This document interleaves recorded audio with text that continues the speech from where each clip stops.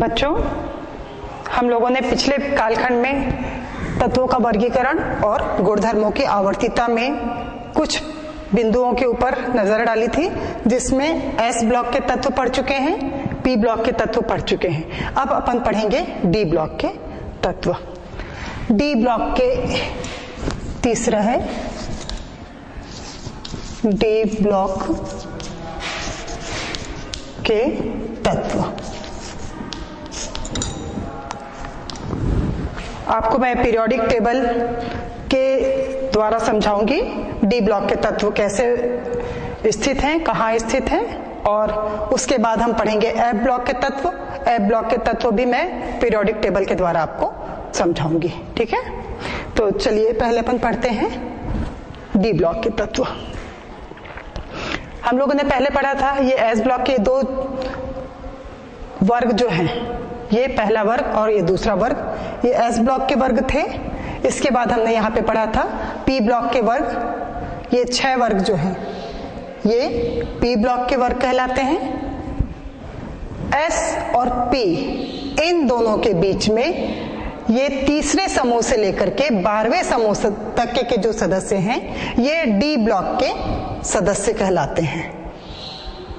इन्हें संक्रमण तत्व या ट्रांजिशनल एलिमेंट कहते हैं। ठीक है, इसके पश्चात ये है एफ ब्लॉक के तत्व। ये 14 सदस्य हैं, 14 तत्व हैं जिन्हें एफ ब्लॉक के तत्व कहा जाता है। तो पहले मैं आपको डी ब्लॉक के तत्व और उसके बाद फिर मैं आपको एफ ब्लॉक के तत्व के बारे में जानकारी दूंगी। डी ब्लॉक के तत्व अगर हम देखें तो हमें पता चलता है कि तीसरा समूह, ये तीसरा समूह, ये चौथा समूह, पांचवा, इस तरीके से ये 12वें समूह तक के जो सदस्य हैं ये क्या कहला रहे हैं, डी ब्लॉक के तत्व कहला रहे हैं। इनको हम संक्रमण तत्व के नाम से भी जानते हैं। अगर हम आवर्त के अनुसार देखें तो ये 3D के तत्व कहलाते हैं, है ना। आवर्त को हम कैसे देखेंगे, हॉरिजॉन्टल देख रहे हैं, वर्ग को हमने वर्टिकल देखा था। तो ये हो गया 3D समूह के सदस्य। इसके बाद ये आ गया 4D के सदस्य, 5D के सदस्य, और ये हो गया 6D के सदस्य। ठीक है, तो इस तरीके से डी ब्लॉक के तत्वों को हम 4 भागों में बांट सकते हैं, 3D, 4D, 5D और 6D के सदस्य के रूप में। आप यहाँ पे देखिए ये जो लेंथेनम है 3D का तीसरे समूह का जो सदस्य है लेंथेनम, जिसका परमाणु क्रमांक होता है 57। इसके पश्चात यहाँ पे देखिए हाफनियम 72 परमाणु क्रमांक है। तो 57 के बाद 58 से लेकर 71 तक के जो 14 तत्व हैं, वे 14 तत्व कहाँ हैं, ये एफ ब्लॉक के तत्व कहलाते हैं। ये जो 14 तत्व आपको दिखाई दे रहे हैं इनको एफ ब्लॉक के तत्व या इनर ट्रांजिशनल एलिमेंट, अंतः संक्रमण तत्व कहते हैं। ये हो गया अंतः संक्रमण तत्व। वैसे ही ये लेंथेनम के बाद के तत्व हैं, इसीलिए इन्हें लेंथेनाइट के नाम से जाना जाता है। इसके बाद ये आएगा एक्टिनियम 89, इसके बाद आ गया 104। ठीक है, तो 89 से के बाद 90 से लेकर के 103 तक, 90 से लेके 103 तक के जो 14 सदस्य हैं वो यहाँ पे फिर एफ ब्लॉक के तत्व बनाते हैं। तो ये जो एफ ब्लॉक के तत्व हैं ये 5F कहलाता है और ये 6F के तत्व कहलाते हैं। तो ये हो गया संक्रमण तत्व जिन्हें हमने डी ब्लॉक के तत्व कहा है। ये हो गए अंतः संक्रमण तत्व जिन्हें हमने एफ ब्लॉक के तत्व कहा है। अब ये बताइए कि हम इन्हें डी ब्लॉक के तत्व या इन्हें ब्लॉक एस या पी ब्लॉक के तत्व क्यों कहते हैं। उसका कारण है यह एस पे खत्म हो रहा है, जो उपांत अंतिम कोश होता है वो चूंकि एस पे खत्म हो रहा है इसलिए एस ब्लॉक के तत्व। ये पी पे समाप्त हो रहा है जैसा मैंने बताया था, इसलिए ये पी ब्लॉक के तत्व कहलाते हैं। वैसे ही ये उपांत्य कोश जो होता है ये डी पे खत्म होता है, इसलिए इसको डी ब्लॉक के तत्व कहा जाता है। इसी तरह से इन्हें एफ ब्लॉक के तत्व कहते हैं। ठीक है, इतना समझ में आ गया। अब आपको मैं इसके बारे में विस्तृत जानकारी दूंगी। तो पहले अपन पढ़ेंगे डी ब्लॉक के तत्वों के गुणों के बारे में। डी ब्लॉक के जो तत्व हैं वो सभी तत्व धातु हैं। जैसा आपको पीरियोडिक टेबल में नजर आ रहा है, सारे पिंक कलर से दिखाई दे रहे हैं, गुलाबी रंग से दिखाई दे रहे हैं। गुलाबी रंग इंडिकेट कर रहा है कि वो सारे तत्व क्या है, धातु हैं। और डी ब्लॉक के जो तत्व होते हैं इन्हें हम संक्रमण तत्व कह रहे हैं। संक्रमण तत्व क्यों कहा जा रहा है? हमें मालूम है जो कक्ष होते हैं वो पहले एस कक्ष, फिर पी कक्ष, उसके बाद डी और उसके बाद फिर एफ कक्ष होता है। लेकिन ये जो डी ब्लॉक के तत्व हैं, ये डी ब्लॉक के तत्व एस और पी के बीच में अटैक करके, एस और पी के बीच में संक्रमण करके या हमला करके वहां पे व्यवस्थित हो गए हैं। इसीलिए इन तत्वों को हम क्या कहते हैं? इन तत्वों को हम कहते हैं संक्रमण तत्व। तो डी ब्लॉक के तत्वों को हमने क्या कहा, क्या नाम दिया है? संक्रमण तत्व। संक्रमण तत्वों की विशेषता यह है कि ये जितने भी तत्व हैं ये सारे के सारे तत्व धातु हैं। और धातु बहुत महत्वपूर्ण धातुएं हैं जिनका दैनिक जीवन में बहुत अधिक उपयोग किया जाता है। विशेष प्रकार की धातुएं भी इस समूह के अंतर्गत हमें देखने के लिए मिल जाती है। जितना भी जैसे तांबा, सोना, चांदी, प्लैटिनम, ये सारी धातुएं किस समूह के सदस्य हैं? डी ब्लॉक के सदस्य हैं। अर्थात ये सभी धातुएं संक्रमण धातुएं हैं। इनका इलेक्ट्रॉनिक विन्यास, इलेक्ट्रॉनिक विन्यास अगर हम देखें तो जो उपांत्य कोश होता है वो होता है n-1 डी 1 से लेकर के 10 तक और n s एक शून्य से लेकर के 2 तक। ठीक है, n-1 डी। अपने को ये मालूम है कि डी समूह में अधिकतम 10 इलेक्ट्रॉन्स रह सकते हैं। ठीक है, डी समूह में अधिकतम 10 इलेक्ट्रॉन रह सकते हैं। एस में अधिकतम 2 इलेक्ट्रॉन रहते हैं। ऐसे ही हमने अभी पढ़ा था पी ब्लॉक में अधिकतम कितने इलेक्ट्रॉन होते हैं? 6। तो यहाँ पे ये उपांत्य कोश कहलाएगा। ये अंतिम कोश हो गया। अंतिम कोश से पहले वाला जो कोश होता है वो उपांत्य कोश कहलाता है। तो ये जो संक्रमण तत्व होते हैं ये सारे के सारे संक्रमण तत्व डी ब्लॉक पे खत्म हो रहे हैं। इसीलिए इन तत्वों को डी ब्लॉक के एलिमेंट्स या डी ब्लॉक के तत्व या संक्रमण तत्व, इन्हें ट्रांजिशनल एलिमेंट कहा जाता है। यह हो गया इसका इलेक्ट्रॉनिक विन्यास। इसके पश्चात हम पढ़ेंगे इनकी ऑक्सीकरण संख्या। परिवर्ती ऑक्सीकरण अवस्था प्रदर्शित करते हैं। परिवर्ती ऑक्सीकरण अवस्था मतलब एक तत्व के द्वारा 2 या 2 से अधिक प्रकार की संयोजकता ऑक्सीकरण अवस्था प्रदर्शित की जाती है। संयोजकता तो एक ही होगी, ऑक्सीकरण अवस्था 2 या 2 से अधिक होती है। इसीलिए हम ये बोल सकते हैं कि ये परिवर्ती ऑक्सीकरण संख्या प्रदर्शित करते हैं। उदाहरण ले ले हम कॉपर की ऑक्सीकरण संख्या 2 भी हो सकती है, 1 भी हो सकती है। तो कॉपर अगर 1 है तो उसको हम अस बोलेंगे, Q+1 ऑक्सीकरण संख्या। क्यूप्रिक अगर इसकी ऑक्सीकरण संख्या 2 है तो क्यूप्रिक। ठीक है, ऐसे स्टेनस, स्टैनिक है ना, फेरस, फेरिक, इस तरीके से इनको प्रदर्शित किया जाता है। अब इनके कुछ विशेष गुण देख लें। ये जो तत्व होते हैं ये तत्व अनुचुंबकीय गुण प्रदर्शित करते हैं। अनुचुंबकीय, अनुचुंबकीय का अर्थ क्या है? अनुचुंबकीय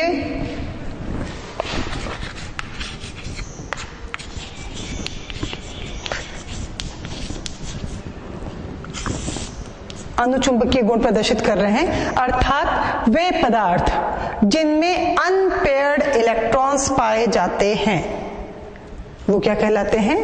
अनुचुंबकीय पदार्थ कहलाते हैं, और जिसमें सभी इलेक्ट्रॉन्स पेयर में मिलते हैं। जैसे यहां पर डी ब्लॉक देखें,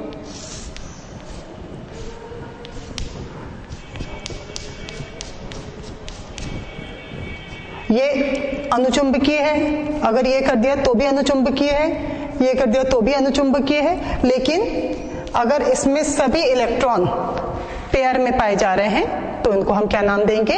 प्रतिचुंबकीय तत्व। तो जो संक्रमण तत्व हैं, ट्रांजिशनल एलिमेंट हैं, ये सारे के सारे अनुचुंबकीय होते हैं, अर्थात इनके जो इलेक्ट्रॉन हैं वो अनपेयर्ड, पेयर में, जोड़े में नहीं पाए जाते हैं। इनकी एक और विशेषता होती है, ये संकर यौगिक या संकर आयन बनाते हैं। तो जितने भी ट्रांजिशनल एलिमेंट हैं, जितने भी संक्रमण तत्व हैं, ये सारे के सारे तत्व क्या बना सकते हैं? संकर यौगिक बनाते हैं। संकर यौगिक का एक उदाहरण दे दें आपको।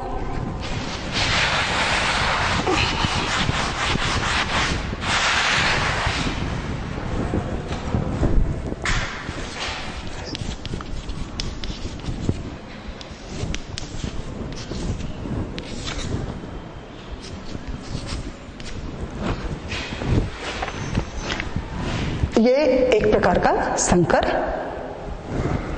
यौगिक है। संकर यौगिक, संकर आयन बनाने का गुण किसमें पाया जाता है? संक्रमण तत्व, ट्रांजिशनल एलिमेंट में पाया जाता है। इसके बाद संक्रमण तत्वों की एक बहुत बड़ी विशेषता होती है, ये रंगीन होते हैं। रंगीन होने का कारण क्या है? रंगीन होने का कारण है इनके पास जो डी कक्षक होता है वह अपूर्ण भरा हुआ होता है। डी कक्षक, डी कक्ष, ये जैसे डी कक्ष में कितने इलेक्ट्रॉन होने चाहिए? कितने होंगे? 10, है ना? 10 इलेक्ट्रॉन होने चाहिए। तो अगर डी कक्ष में केवल एक इलेक्ट्रॉन है,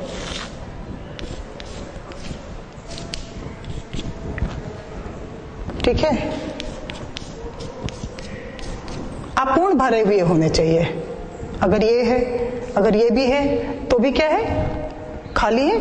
तो खाली होने के कारण प्रकाश को रिफ्लेक्ट करते हैं और रंगीन दिखाई देते हैं।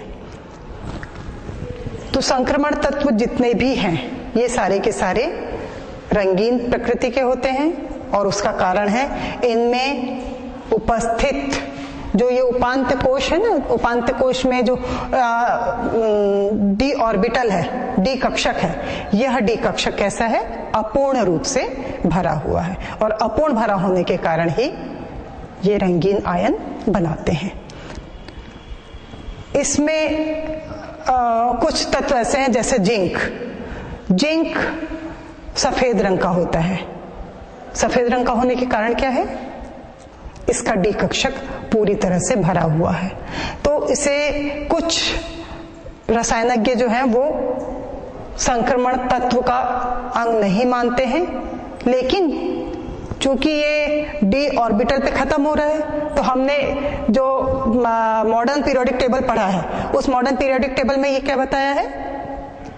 वे तत्व जिसका अंतिम कोश या उपांत्य कोश है ना, जिसमें भी समाप्त हो रहा है, जिसमें भी वे तत्व आ रहे हैं, उसको हमने क्या नाम दिया है? जैसे एस पे खत्म हो रहा है तो एस ब्लॉक के, पी पे खत्म हो रहा है तो पी ब्लॉक के, वैसे ही ये डी पे खत्म हो रहा है, इसीलिए जिंक को हमने डी ब्लॉक का तत्व माना है। इन संक्रमण तत्वों की एक और विशेषता होती है, ये संक्रमण तत्व बहुत अच्छे उत्प्रेरक होते हैं।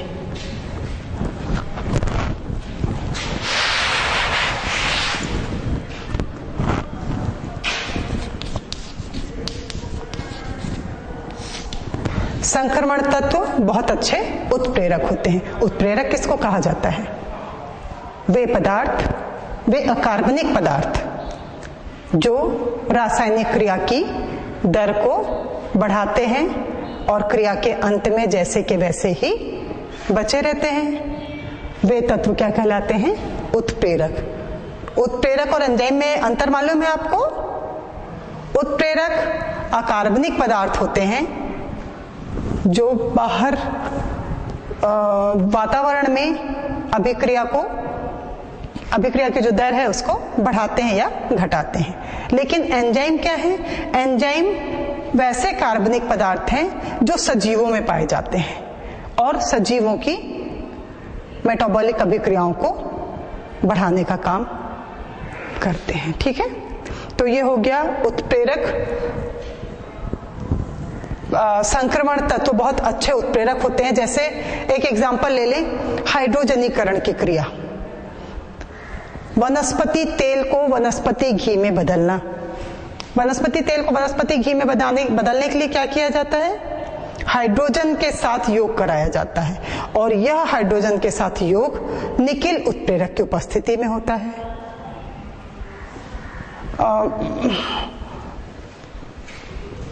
जो अम्ल हैं,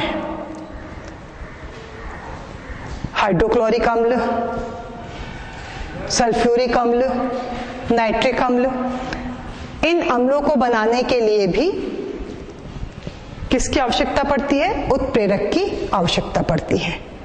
तो अमोनिया, ये जो संक्रमण तत्व हैं, ये संक्रमण तत्व बहुत अच्छे उत्प्रेरक होते हैं। उत्प्रेरक होने का कारण क्या है? बहुत अच्छी तरीके से वो किसी भी पदार्थ के साथ सेट हो जाते हैं और उसकी अभिक्रियाओं की दर को बढ़ा देते हैं। तो ये हो गया उत्प्रेरक। इसके पश्चात हम पढ़ेंगे पदार्थ के एक और गुण होता है। ये पदार्थ या तो वैद्युत संयोजी होते हैं या उप सह संयोजी यौगिक होते हैं। अभी तक हमने पढ़ा था एस ब्लॉक के तत्वों को वैद्युत संयोजी यौगिक पढ़े थे, पी ब्लॉक के तत्वों में सहसंयोजी यौगिक और वैद्युत संयोजी यौगिक। लेकिन संक्रमण तत्व जो होते हैं, ये संक्रमण तत्व वैद्युत संयोजी और उप सह संयोजी यौगिक बनाते हैं और इसी कारण ये कॉम्प्लेक्स का या संकुल का निर्माण करते हैं। तो ये हुआ आपका डी ब्लॉक के संक्रमण तत्वों का अध्ययन। ठीक है, इसके पश्चात अपन पढ़ेंगे एफ ब्लॉक के तत्व। एफ ब्लॉक के तत्वों को दो भागों में बांटा गया है, लेंथेनाइड और एक्टिनाइड। लेंथेनम के बाद के जो तत्व हैं, इन तत्वों को लेंथेनाइड कहा गया है। मैंने बताया था जब भी कि यहाँ पे अगर पीरियोडिक टेबल में हम देखें 57 लेंथेनम का परमाणु क्रमांक है और 58 से लेकर के 71 तक के जो सदस्य हैं, ये सदस्य क्या कहला रहे हैं? लेंथेनाइड कहलाते हैं। वैसे ही 89 एक्टिनियम का है।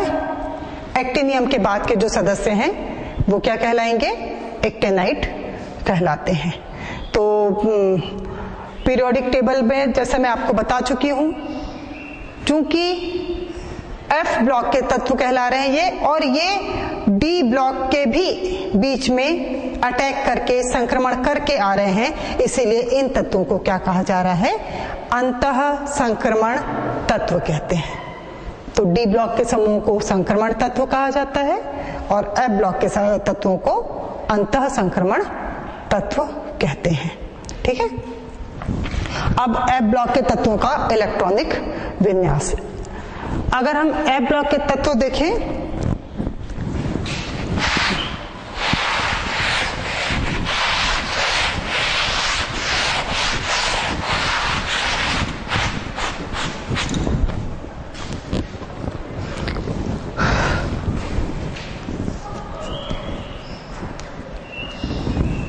एफ ब्लॉक के तत्व, इन तत्वों को किस नाम से जाना जाता है? अंतर संक्रमण तत्व कहते हैं। अंतर संक्रमण तत्व क्यों कह रहे हैं? क्योंकि ये तत्व संक्रमण तत्वों के बीच में अटैक करके आ रहे हैं। वास्तव में होना कैसा चाहिए, हमें मालूम है इलेक्ट्रॉनिक विन्यास अगर हम देखें तो हमें पता है सबसे पहले S, उसके पश्चात P, इसके बाद D और फिर F ऑर्बिटल होते हैं ना, ऐसा ही होता है। तो ये S, P, D और F इसी क्रम में तत्वों को वर्गीकृत किया जाना चाहिए, तत्वों को व्यवस्थित किया जाना चाहिए था। लेकिन अगर तत्वों को बढ़ते हुए परमाणु भार और बढ़ते हुए परमाणु क्रमांक के आधार पर देखा जाए, जैसे मोसले ने परमाणु क्रमांक के आधार पर बताया, मैंडलिफ ने परमाणु भार के आधार पर बताया था। तो ये देखते हैं कि पहले S ब्लॉक के तत्वों को आना चाहिए, फिर P ब्लॉक के तत्व आना चाहिए, इसके बाद D ब्लॉक के और फिर F ब्लॉक के तत्वों को व्यवस्थित होना चाहिए। लेकिन हो क्या रहा है, S ब्लॉक फिर P ब्लॉक और इन दोनों के बीच में ये D ब्लॉक आ गया है और D ब्लॉक के भी बीच में F ब्लॉक आया है। तो इस तरीके से, इस कारण से इसे अंतः संक्रमण तत्व कह रहे हैं। ठीक है,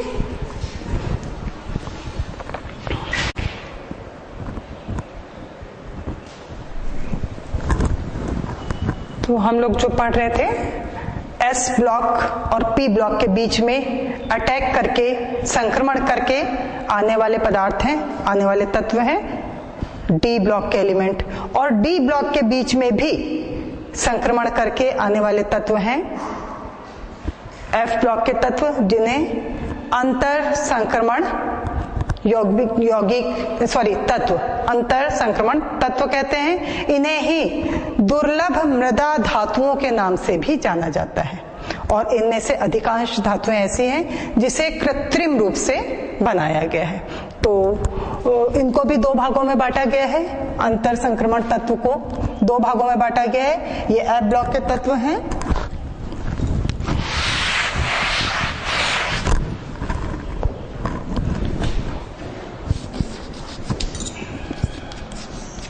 लैंथेनम 57 के बाद के जो तत्व हैं, 58 से लेकर के 18 से कितना होगा, 14, 71 तक है ना।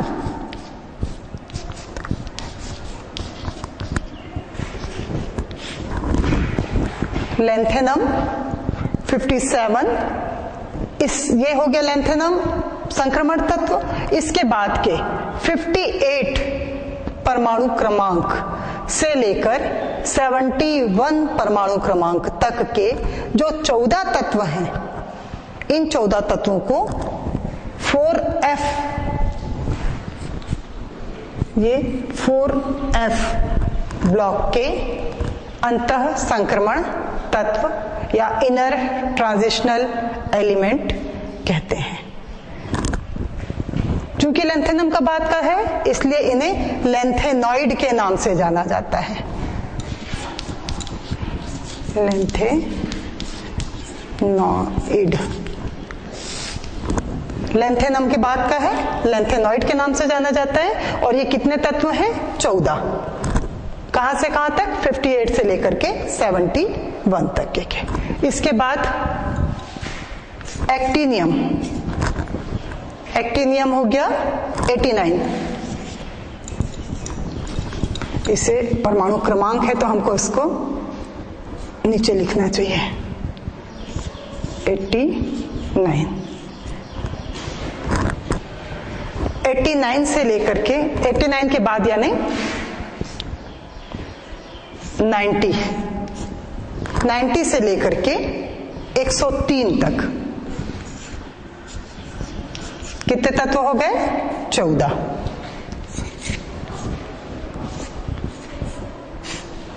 इनको 5F के तत्व के नाम से जाना जाता है। ठीक है, तो F ब्लॉक के तत्व वे तत्व हैं जो संक्रमण तत्वों के बीच में, संक्रमण तत्वों के बीच में अटैक करके, हमला करके या संक्रमण करके उनके बीच में उपस्थित हुए हैं। इन्हें पीरियोडिक टेबल में अलग से नीचे 2 लाइन में, 2 आवर्त में व्यवस्थित किया गया है। और चूंकि F ब्लॉक में अधिकतम कितने इलेक्ट्रॉन रह सकते हैं, 14, तो इसीलिए ये 14 तत्व हैं, ठीक है। इनको 4f के तत्व कहा जाता है और ये 5f के। ये लैंथेनाइड हो गया, ये एक्टिनियम के बाद के हैं, तो इन्हें किस नाम से जाना जाएगा? इन्हें कहा जाता है एक्टिनाइड।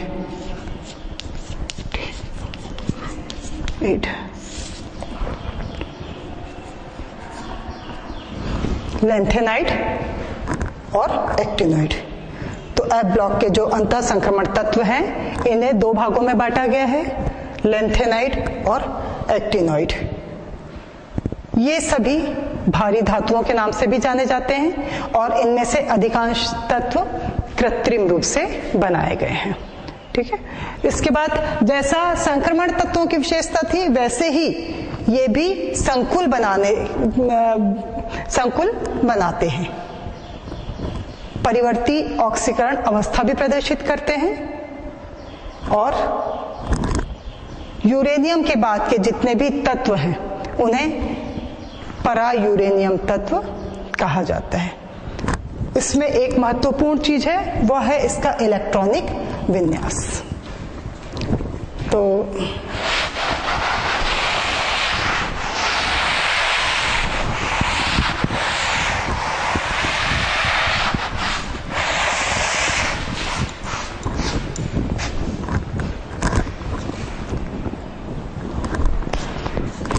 इलेक्ट्रॉनिक विन्यास अगर हम देखें अंतः संक्रमण तत्व या एफ ब्लॉक के तत्वों का, तो हमें मालूम है कि एफ ब्लॉक जो आता है अंतिम 3 कोश में, पहले एफ, फिर उसके बाद डी और उसके बाद एस। जैसे संक्रमण तत्व हमने देखा था कि 2 उपांत्य कोश हो रहे थे, एक उपांत उसके बाद फिर अंत में एस। यहां पे क्या हो रहा है? 3 कोश मिल रहे हैं हमको, एफ ब्लॉक का, फिर पी ब्लॉक का और फिर एस ब्लॉक का। 3 प्रकार के कोशों में विभाजित हो रहा है। तो ये हो गया N -2 NF 1 से लेकर के 14 तत्व, ठीक है। इसके बाद N-1 D, ये हो गया 1 से लेकर के 10 इलेक्ट्रॉन्स और उसके बाद फिर N S 1 से लेके 2 इलेक्ट्रॉन, S उसके पहले ये D और ये F, ठीक है। ये किसके लिए था? संक्रमण तत्वों के लिए था, अंतिम 2 संक्रमण तत्व के लिए था। अगर हम यहाँ पे अंतिम 3 कोश ले रहे हैं तो ये किसके लिए हो जाता है? एफ ब्लॉक के तत्वों के लिए हो जाता है। तो ये हो गया, इसमें 1 से लेकर के 14 तक इलेक्ट्रॉन्स उपस्थित होंगे, डी ब्लॉक में 1 से लेकर के 10 तक और एस में 1 से लेकर के 2 तक इलेक्ट्रॉन व्यवस्थित हो सकते हैं, ठीक है। लैंथेनाइड, इनकी जो त्रिज्या होती है इसमें संकुचन पाया जाता है। त्रिज्या यानी परमाणुवीय त्रिज्या, परमाणु का जो आकार होता है वो धीरे धीरे जैसे सारणी में बढ़ते हैं तो आकार बढ़ना चाहिए, लेकिन इसका आकार छोटा होते जाता है, उसको कहा जाता है लैंथेनाइड संकुचन, ठीक है। और इनमें अधिकांश पदार्थ ऐसे हैं जो मनुष्य के द्वारा कृत्रिम रूप से बनाए गए हैं, जिन्हें उन वैज्ञानिकों के नाम के आधार पे ही नाम दिए गए हैं। तो ये हो गया आपका एफ ब्लॉक के तत्व। इन तत्वों को दुर्लभ मृदा आंतरिक संक्रमण तत्व के नाम से भी जाना जाता है, ठीक है। अब चूंकि हमने पीरियोडिक टेबल पढ़ा है और आपके कोर्स में कक्षा 11वीं के कोर्स में एस ब्लॉक के तत्व और पी ब्लॉक के तत्व हैं, तो इन तत्वों को कैसे सरलता से हम याद करें, वो याद करने का सरल तरीका मैं आपको बताऊंगी। जैसे वर्ण क्रम पढ़ते हैं ना अपन, वर्ण क्रम 7 रंगों का क्रम जो इंद्रधनुष में हमको दिखाई देता है, उसका क्रम आपको पता है, कैसे बोलेंगे? हाँ, विब्जियोर, ठीक है, बैजानी हपिनाला, है ना। तो इसको हम अलग अलग कर लेंगे तो हमको उसका फुल फॉर्म समझ में आ जाएगा कि किस रंग के पश्चात कौन सा रंग उपस्थित होता है। वैसे ही मैंने आप लोगों के लिए ये जो तत्व हैं, इन तत्वों को क्रमशः कैसे याद रखना है उसके लिए खेल खेल में आप याद कर सकते हैं। तो उसको आप लोग अपना नोट डाउन कर लीजिए, लिख लीजिए, क्योंकि ये आपको पुस्तक में नहीं मिलेगा पर आपको याद करना है, क्योंकि परीक्षा में भी और ऐसे भी ये पूछा जाता है। जैसे पूछ लिया कि कार्बन परिवार के सदस्यों के नाम बताइए या उनकी विशेषताएं बताइए या उनका इलेक्ट्रॉनिक विन्यास लिखिए, ठीक है। पूछ लिया कि नाइट्रोजन परिवार के सदस्यों के नाम बताइए, नाइट्रोजन परिवार की विशेषता बताइए, तो आपको उनके सदस्यों के नाम मालूम होना चाहिए, तभी आप उसको बता सकेंगे। तो इसको आप नोट करिएगा, मैं उसको लिखवा देती हूं आपको।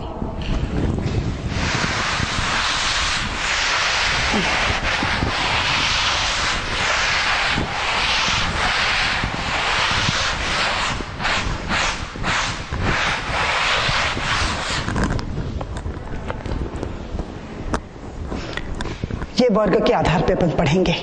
पहला वर्ग मालूम है कितने वर्ग हैं? 18 वर्ग हैं, ठीक है। पहला और दूसरा एस वर्ग के हैं, पहले अपन उसको पढ़ लेते हैं।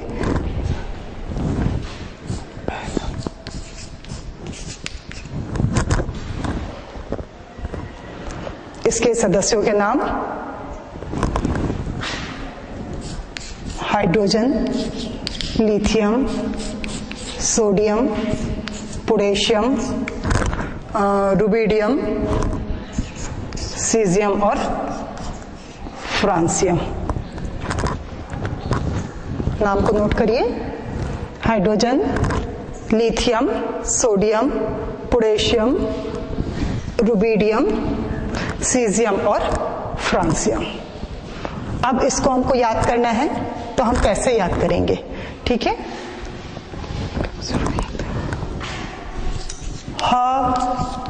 हलीना के रब से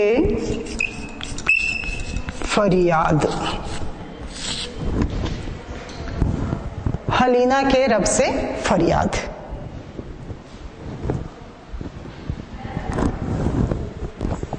एच हाइड्रोजन, ह, लिथियम, ली, सोडियम, ना, पोटेशियम, के, रुबिडियम, रब, सीजियम से और फ्रांसियम फरियाद, ठीक है। तो अगर आपको ये नाम याद हो जाएगा, हलीना के रब से फरियाद, तो आप क्या कर सकते हैं, इसका सही क्रम लिख सकते हैं ना, ठीक। तो ये हो गया पहले वर्ग का। अब इसके बाद पढ़ेंगे अपन दूसरा वर्ग। दूसरा वर्ग आ जाएगा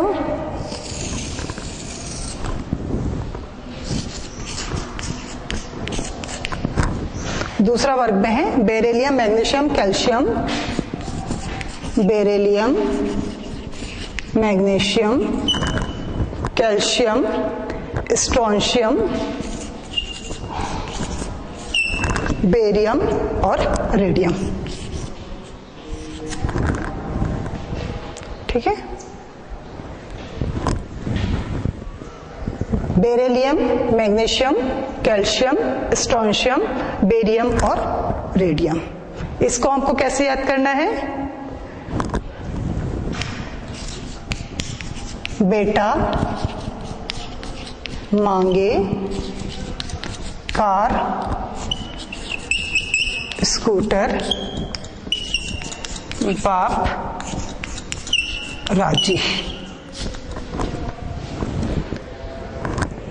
बेटा, बी से बेटा, मांगे कार, स्कूटर, बाप राजी, ठीक है।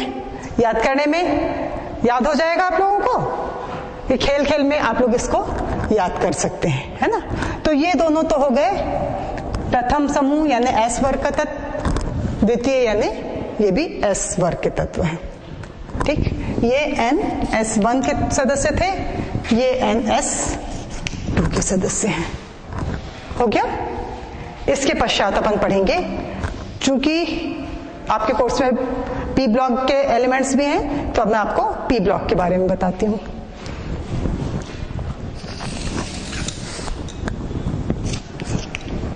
पी समूह कौन से ब्लॉक से, कौन से वर्ग से चालू हो रहा है? 13वें से। ठीक, 13वां समूह NP1 है ना।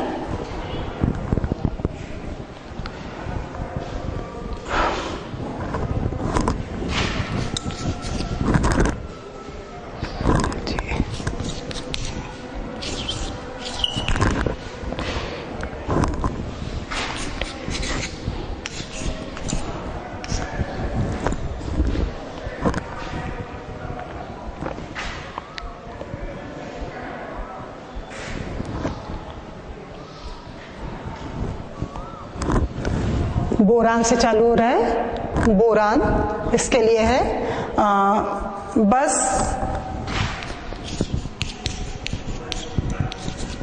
All gate India T. B से bus all gate G India और टी, ये टी आई है ना।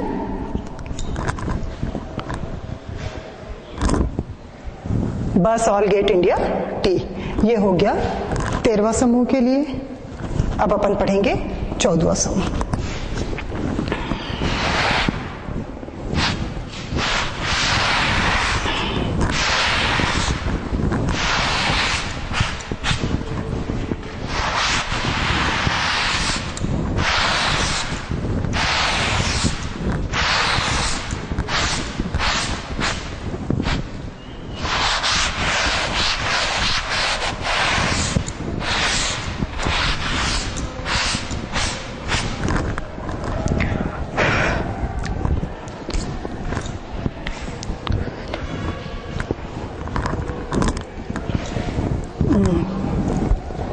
हो गया 14वां समूह ना।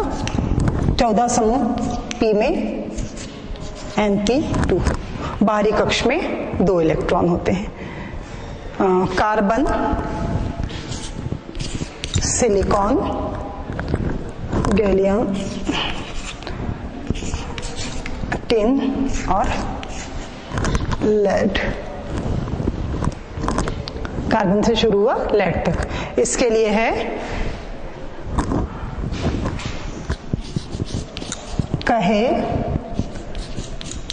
सीता जी सुनो प्रभु। सी कार्बन, कहे सीता जी सुनो प्रभु।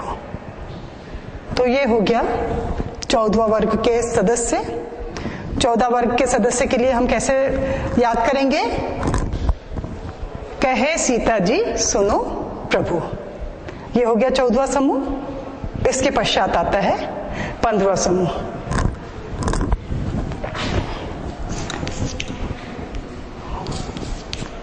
पंद्रहवां समूह में पी पे 3 इलेक्ट्रॉन्स होंगे।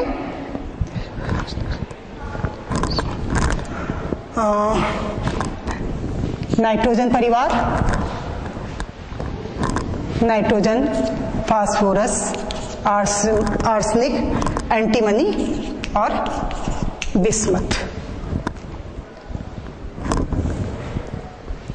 15वां परिवार में नाइट्रोजन, फास्फोरस, आर्सेनिक, एंटीमनी और बिस्मथ, ये हो गए पूरे 5 सदस्य। इनका नाम होगा नाना पाटेकर, एश, सब बिंदास।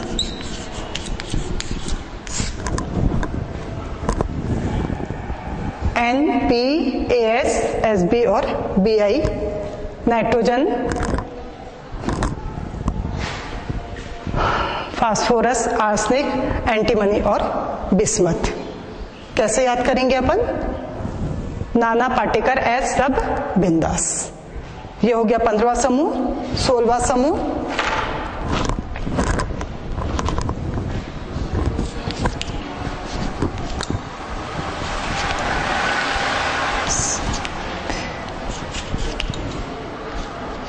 MP4 O S SE TE और PO। O सब से टेढ़ी पुलिस।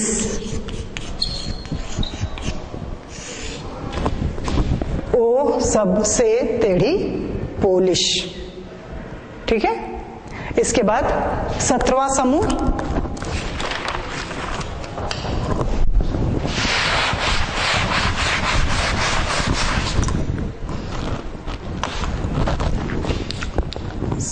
समूह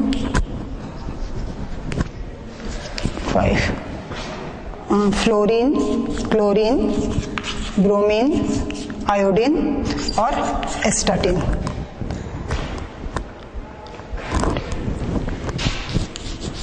फिर कल बाहर आई आंटी। फिर कल बाहर आई आंटी। कौन सा समूह? 17वां समूह। और इसके बाद अंत में शून्य समूह या 0 समूह है। इसको अपन प्रदर्शित कैसे करेंगे?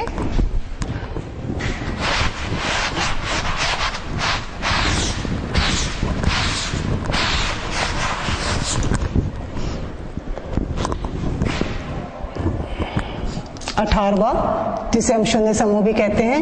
NP में 6 इलेक्ट्रॉन, पूरा कक्षक भरा हुआ। हीलियम, नियॉन, ऑर्गन, क्रिप्टॉन्स, जेनॉन और रेडॉन।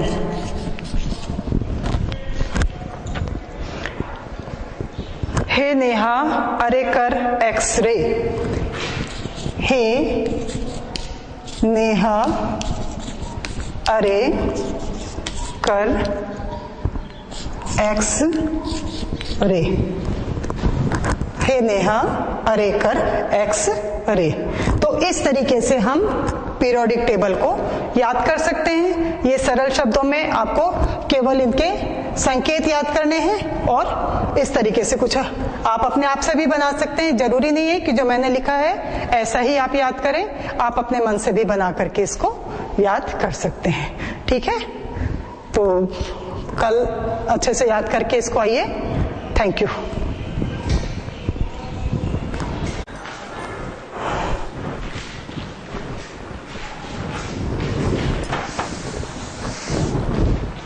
बच्चों, परमाणु संरचना पढ़ाते समय अंतः संक्रमण तत्व जब पढ़ाया था, अंतः